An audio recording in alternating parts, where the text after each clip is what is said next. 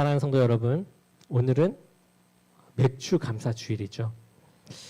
어쩌면 이 절기의 이름이 조금은 좀 뒷전의 느낌으로 감사 절기라고 했을 때 좀 뒷전의 느낌으로 생각하게 돼요. 그러니까 낯설게 느껴지기도 한다라는 거죠. 맥주는요, 보리를 거둔다라는 말입니다. 이 성경시대 이스라엘은 1년에 2번 감사를 드리는데 큰 감사를 드려요. 이 가을에 모든 농사를 다 마치고 드리는 감사가 있고 그보다 앞서 한여름 첫 곡식이 익었을 때 드리는 감사가 있었어요.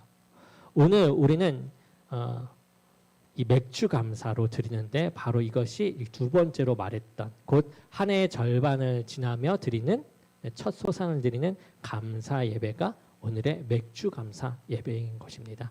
그리고 추수 감사는 농사를 다 마치고 드리는 예배이죠. 자, 그런데 여기에 이 절기만의 또 독특함이 있는데 이 가을 감사가 다 거둔 뒤에 감사라면 이 맥주 감사는 아직 다 거두기 전에 감사예요. 그래서 농사가 끝나지 않았어요. 밭에는요, 아직 익지 않은 곡식들이 이렇게 서 있습니다.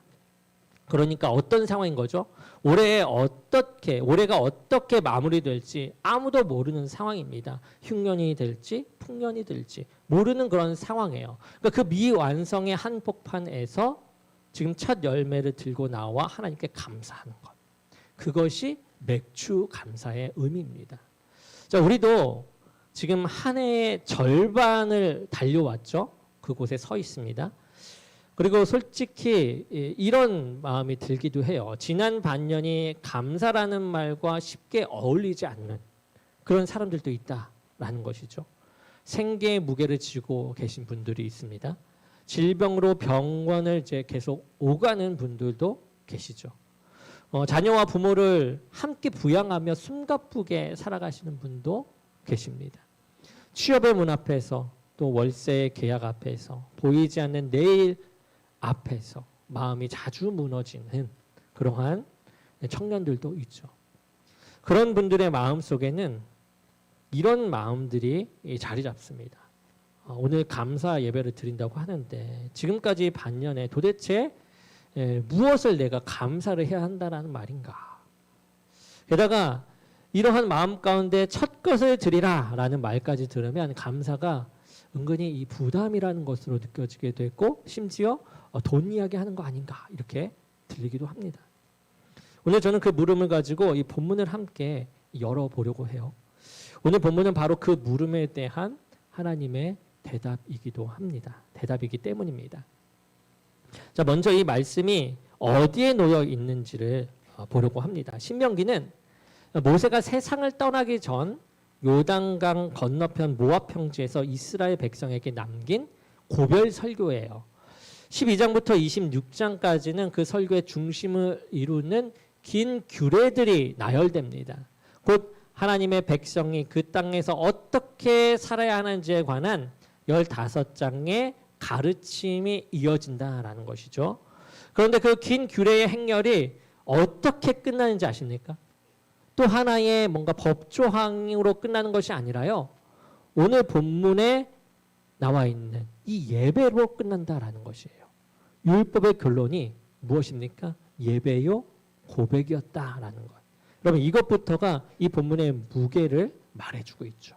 그리고 이 말씀을 들을 때 이스라엘은 아직 그 땅에 들어가지 않은 상태이죠. 그러니까 추수를 하지 않은 상태, 어떻게 될지 모르는 상태, 그 상태에 있습니다. 그래서 본문 1절을 보면 이렇게 나와요.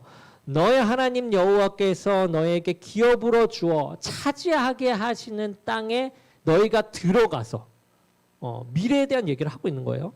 그러니까 아직 밭 하나도 없는, 밭 한 떼기도 없는 광야의 백성에게, 광야에 있는 백성에게 하나님은 훗날 그 광주리를 들고 나올 그날의 예배를 지금 미리 가르쳐 주겠다라고 얘기를 하고 있는 거예요.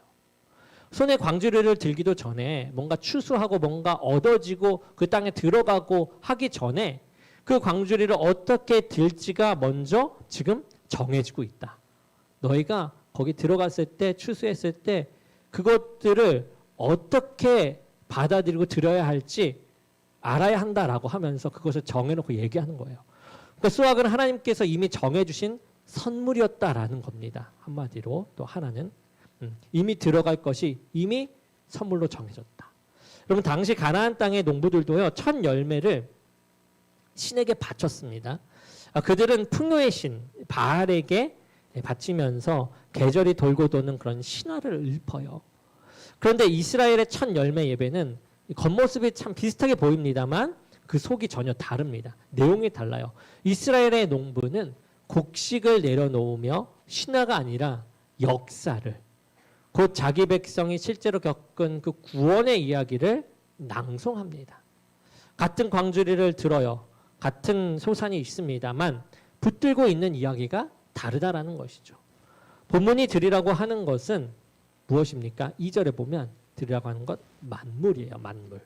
그러니까 히브리 말로는 레시트라는 단어인데 창세기 1장 1절에 나오는 태초의 하나님이의 이 태초에 해당하는 단어와 같은 뿌리에 있는 단어입니다. 그러니까 단지 시간상 첫 번째라는 뜻만이 아니라 그 뜻도 있지만 더 나아가 으뜸이고 가장 좋은 것이라는 뜻도 가집니다.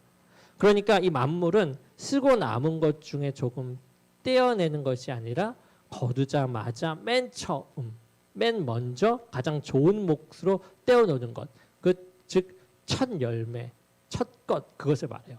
그러니까 액수의 문제가 아니라 무엇의 문제입니까? 순서의 문제라는 거예요. 곧 내 삶의 첫 자리를 누구에게 드리느냐의 문제를 지금 다루고 있는 본문이다라는 것이죠. 자, 모세가 가르친 이 예배는요, 앞서 말한 것처럼 당장 드릴 것이 아니죠. 훗날 이 백성의 자손들이 약속의 땅에 뿌리를 내리고 거기에서 첫 수확을 거둔 뒤에 드릴 그 예배입니다. 그 예배를 미리 지금 정해놓고 말하는 거예요. 그러니 이제 우리가 따라가야 할 이제 농부의 얘기를 하면서 나아갈 텐데 그 사람은 애굽에서 나온 세대가 아니라 몇 세 뒤의 후손들을 가리키면서 얘기하는 내용이 되는 겁니다. 그래서 사랑하는 성도 여러분, 이제 방금 얘기한 것처럼 그 농부, 광주리를 든 사람을 따라가 보려고 해요. 오늘 본문에 나온 이야기의 주인공이기도 합니다. 그는 첫 곡식을 광주리에 담아서 하나님이 정하신 그 성소로 지금 올라갑니다. 그리고 제사장 앞에 서서 광주리를 내려놓죠. 본문에 그렇게 지금 나와 있고요. 그런데 그가 이제 하려는 말이 있어요. 그리고 뭔가를 읊으려고 하는 말이 있다라는 거죠. 근데 이 말이 그때그때 즉흥적으로 감사합니다. 주님의 주심에 감사합니다. 내가 이렇게 얻을 수 있음에 이 소산을 주심에 감사합니다. 이런 즉흥적인 기도가 아니었어요.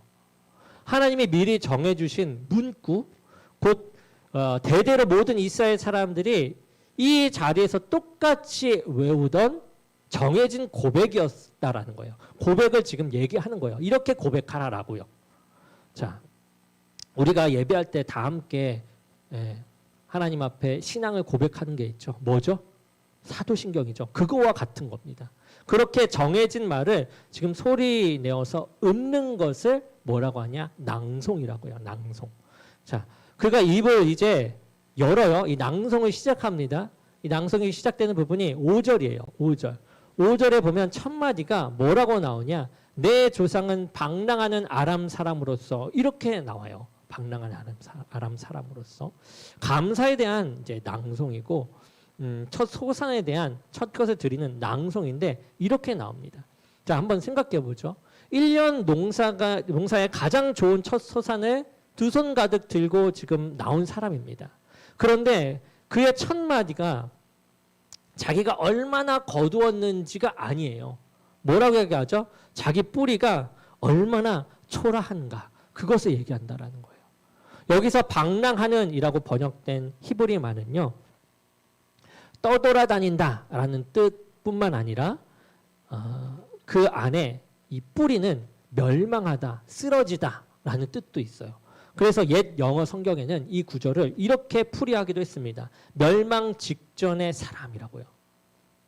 여러분, 예전에 형을 피해 도망치고 남의 집에서 20년을 살고 기근에 쫓겨 애굽까지 내려간 그 야곱, 또 땅 한 평 없이 쓰러져 가던 그 유랑민, 그가 내 조상이었다. 그가 내 조상이었다라는 라는 그 고백을 하고 있는 겁니다. 그리고 이 낭송은 계속해서 이야기하고 있어요. 계속해서 흘러 들어갑니다. 그 쓰러질 뻔한 사람이 애굽에서 크고 강한 민족이 되어요. 그런데 애굽 사람이 우리를 어떻게 합니까? 학대하고 괴롭혔고 우리가 여호와께 부르짖었더니 여호와께서 우리 음성을 들어주셨고 강한 손과 편팔로 우리를 인도해 내시고 이곳으로 데려와 젖과 꿀이 흐르는 땅을 주셨다. 이렇게 얘기해요. 6절에서 9절 말씀이 그러한 내용입니다. 그리고 마지막에 10절 우리 함께 읽어볼까요? 10절 읽어보겠습니다. 자, 시작. 여호와여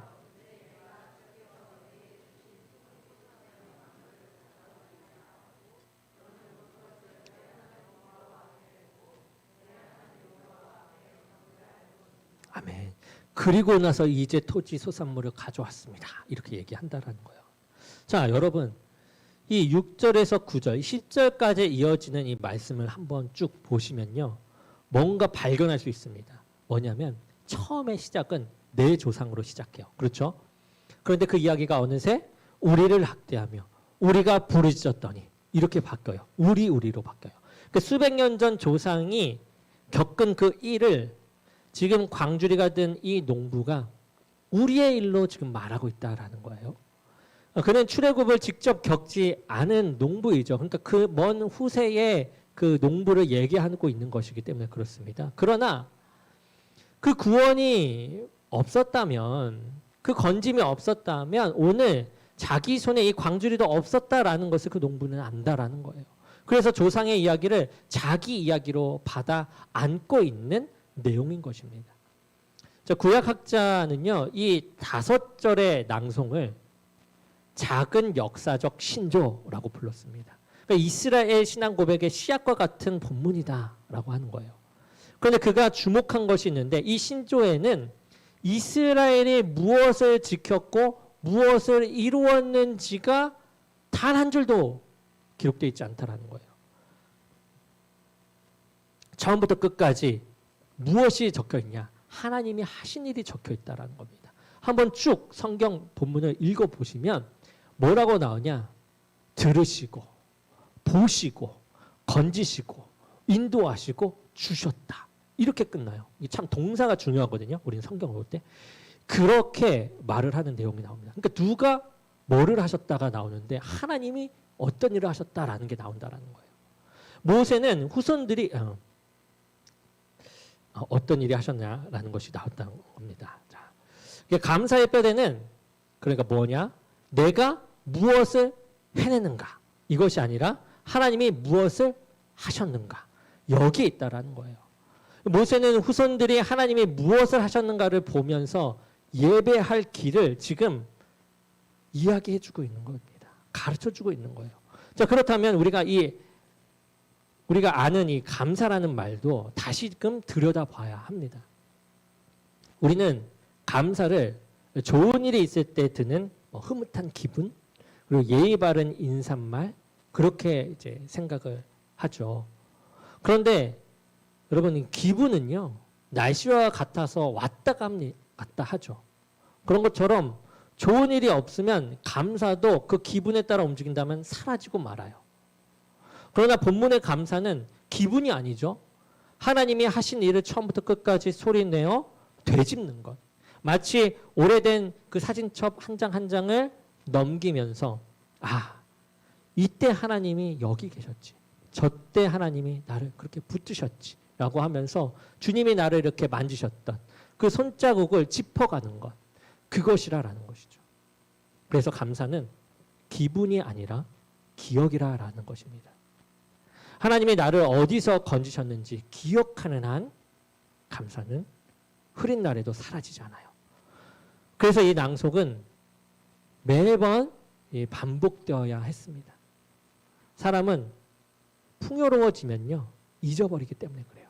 여러분, 신명기는요, 이미 그 위험을 경고하는 말씀을 줍니다. 앞선 말씀에서 줘요.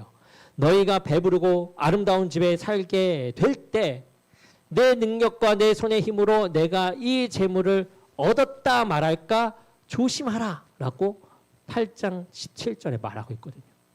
이미 말을 해줬어요.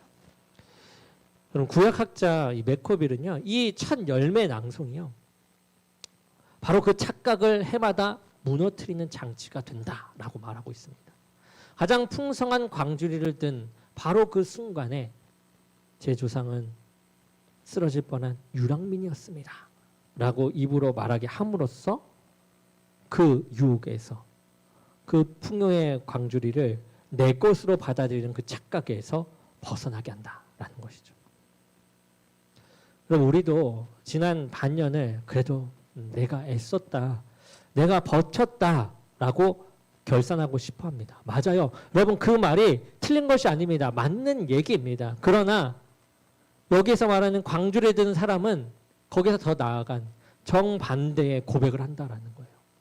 여기까지 온 것은 하나님이 하신 일이라고요. 감사는 내가 이뤘다라는 문장을 하나님이 하셨다로 고쳐 쓰는 그러한 자리가 되는 것입니다. 사랑하는 성도 여러분, 그런데 아직 우리가 서론에서 꺼냈던 질문, 그 물음이 남아있죠. 뭡니까? 감사가 만약에 기억이라고 한다면 그 기억이 아픈 것뿐이라면 어떡합니까? 지난 반년 동안 힘든 일밖에 없었는데 도대체 뭘 기억하고 뭘 감사한단 말입니까? 라고 하는 그 질문이 우리에게 있다면 어떻습니까? 이 물음은 가볍게 여길 물음이 아니죠. 우리가 실제로 우리 마음속에 들리는 그러한 마음이기 때문입니다. 그런데 그 물음을 품고 이 낭송을 우리가 다시 살펴보잖아요. 그러면 이 감사의 낭송은 좋았던 일만 읊고 있지 않다라는 것을 발견할 수 있어요. 한복판에 무엇을 말합니까? 무엇이 있습니까? 6절과 7절 말씀 앞서도 보았지만 이 낭송의 포인트죠. 6절과 7절을 함께 읽어보겠습니다. 6절과 7절입니다. 본문 6절 시작.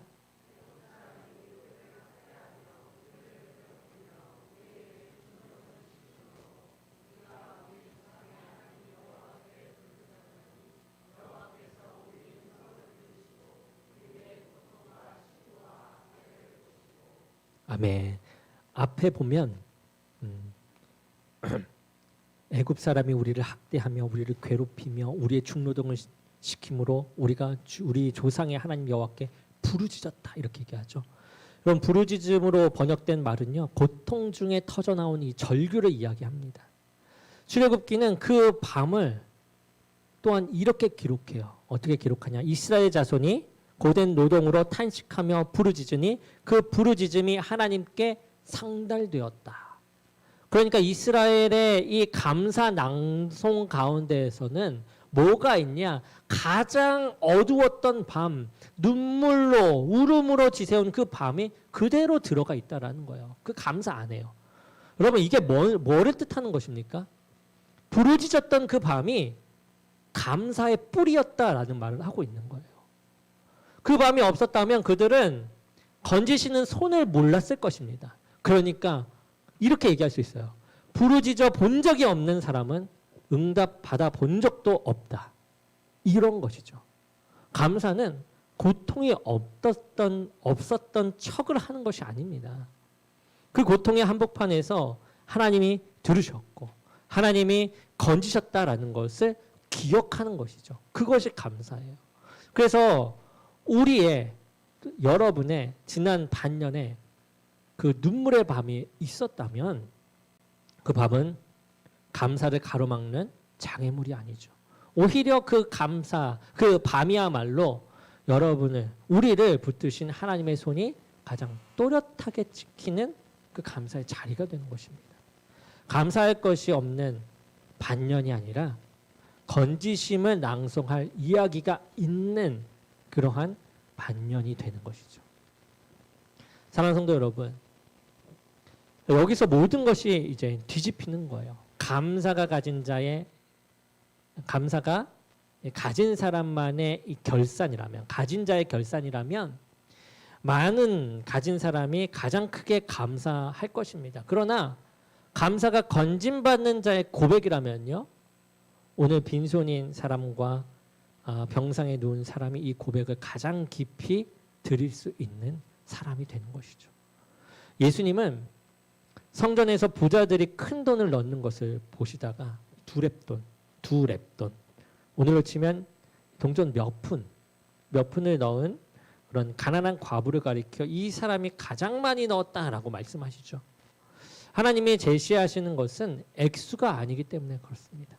성경은 분명히 말해요. 하나님은 있는 대로 받으실 터이요 없는 것은 받지 아니하시리라.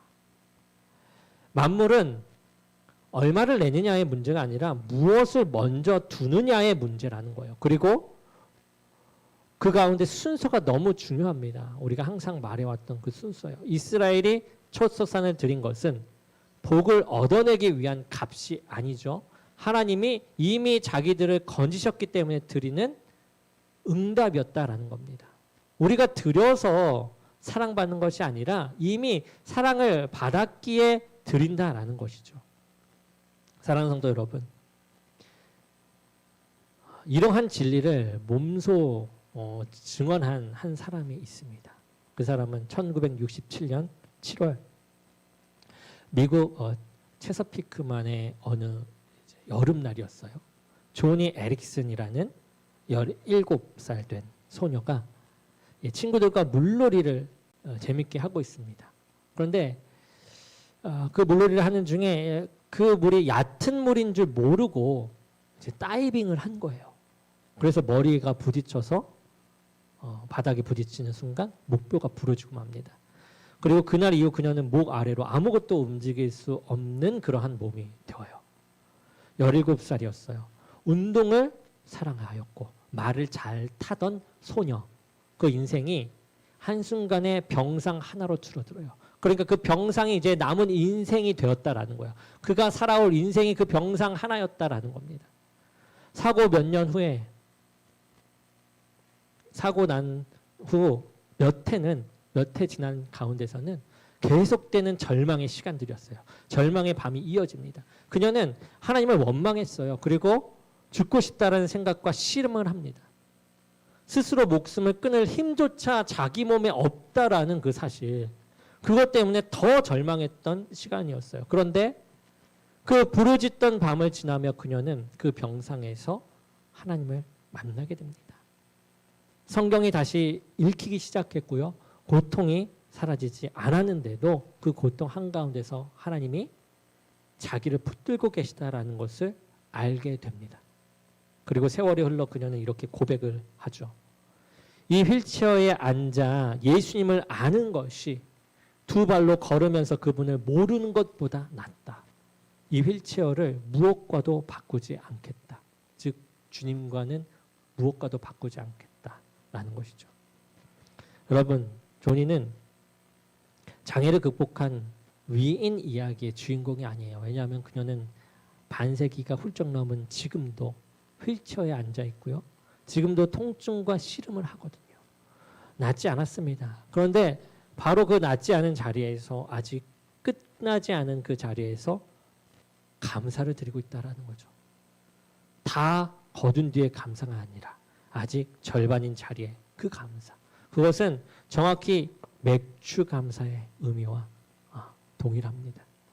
그녀의 광주리에는 곡식이 없어요. 그러나 그녀의 낭송에는 건지심의 이야기가 가득합니다. 그래서 우리는 이야기할 수 있는 거죠. 빈손이 가장 깊은 드림이 된다. 그러니 오늘 광주리가 빈 것 같은 분이 계시다면, 병상의 지체들이 계시다면, 이번 이 맥주 감사 주일에 여러분은 뒷자리의 구경꾼이 아니라는 것을 기억했으면 좋겠어요. 여러분들이야말로 이 고백의 가장 깊은 자리로 초대받은 사람이다라는 것. 그것을 기억했으면 좋겠습니다.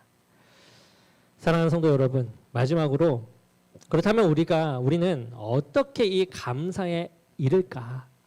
우리가 감사를 쥐어짜서 건짐을 얻은 것이 아니죠. 순서는 언제나 반대입니다. 주님이 먼저 우리를 건지셨기에 우리가 감사하는 것. 늘 우리가 말씀드렸고 주님께서 주시는 그 은혜의 말씀이죠. 그것이에요. 그리고 그 건지심의 끝에 무엇이 있는지 신약이 보여줘요. 이스라엘 농부가 드리던 그 만물을 옛 헬라어 성경은 이 아파르케, 곧 첫 열매라고 옮겼습니다. 그런데 사도 바울도 바로 그 단어를 한 분에게 돌려서 이야기하는데요. 고린도전서 말씀에 이렇게 적혀 있습니다. 그리스도께서 죽은 자 가운데서 다시 살아나사 잠자는 자들의 첫 열매가 되셨도다. 아멘. 누가 첫 열매가 되셨다고요? 그리스도께서. 자, 무슨 말입니까? 죄와 죽음의 그 애굽에 갇혀 쓰러질 뻔한 우리를 건지시려고 하나님이 당신의 가장 좋은 것, 당신의 첫 것, 곧 아들 예수 그리스도를 먼저 들으셨다라는 이야기를 하는 거예요.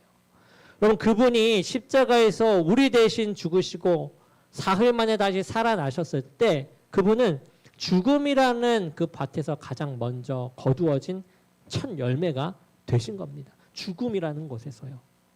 첫 열매가 익었다라는 것은 무엇을 얘기합니까? 나머지 수확이 반드시 뒤따른다라는 보증이 되는 거예요. 그분이 사셨으니 그분께 속한 우리도 살 것이다. 농부가 광주리를 드리기 수천 년 전에 이미 하나님은 광야에서 그 예배를 준비하셨듯이 우리가 감사하기 전에 하나님이 먼저 우리를 위해 그렇게 만물을 들으셨습니다. 그래서 본문의 예배자는 낭송을 마친 뒤 광주리를 내려놓고 엎드려 경배하죠. 10절 끝부분에 그렇게 경배하는 내용이 나오죠. 감사의 절정은 물건을 건네는 것이 아니라 자기 자신을 낮추어 그분 앞에 드리는 거예요. 그렇다면 오늘 우리가 광주리에 담아드릴 첫 것도 결국 무엇이 되죠? 우리 자신이 되는 것입니다. 물질을 드리는 분도 계세요. 물질을 드리는 분은 값이 아니라 응답으로 이미 받은 은혜가 흘러넘쳐서 기쁘게 드리시기 바랍니다. 그리고 우리 모두는 이번 주 또 지난 반년 하나님이 나를 건지신 그 일 하나를 구체적으로 기억해내어 소리내어서 기도하시길 바라요. 아직 끝나지 않는 그 일, 아직 응답되지 않는 그 기도는요, 부끄러운 빈칸이 아닙니다. 첫 열매를 주신 분이 나머지 수확도 책임지신다라는 그 약속에 맡기며 드리는 기도가 된다라는 것이죠.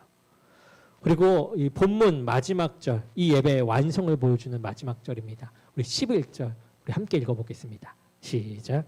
네, 하나님.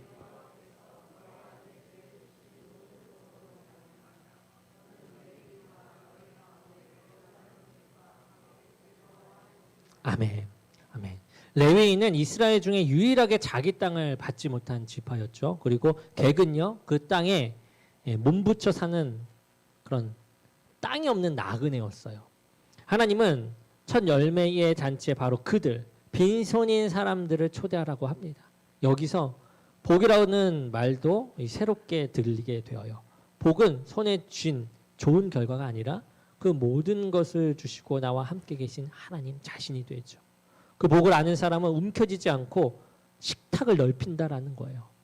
그 복을 나누기 위해서. 잔치상이 아무리 풍성해도 여러분 혼자 먹으면 잔치가 아니죠. 옆자리에 사람이 앉아야 잔치가 됩니다. 쓰러질 뻔한 우리가 먼저 그 잔치에 초대를 받았으니 이제 우리가 초대할 차례가 된 거예요. 지금 부르짖는 밤을 지나는 그 지체나 우리 곁에 레위인과 객을 그 감사의 식탁으로 모시는 것이죠. 그 한 자리를 위해 마음에 빈 의자 하나를 여러분들이 준비하고 그 사람을 기억하는 우리가 되었으면 좋겠습니다. 400년 전 영국의 목사인 그리고 시인이었던 조지 허버튼이라는 분이 있어요. 그분이 감사라는 시에서 이렇게 기도합니다. 주께서 제게 이토록 많은 것을 주셨으니 한 가지만 더 주옵소서. 감사하는 마음을, 내킬 때만 감사하는 마음이 아니라 그 맥박이 곧 주님의 찬양인 그런 마음을 주옵소서.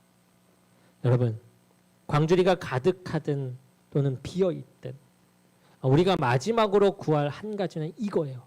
건지심을 기억하는 마음. 심장이 뛸 때마다 찬양이 되는 감사의 마음. 그 마음입니다.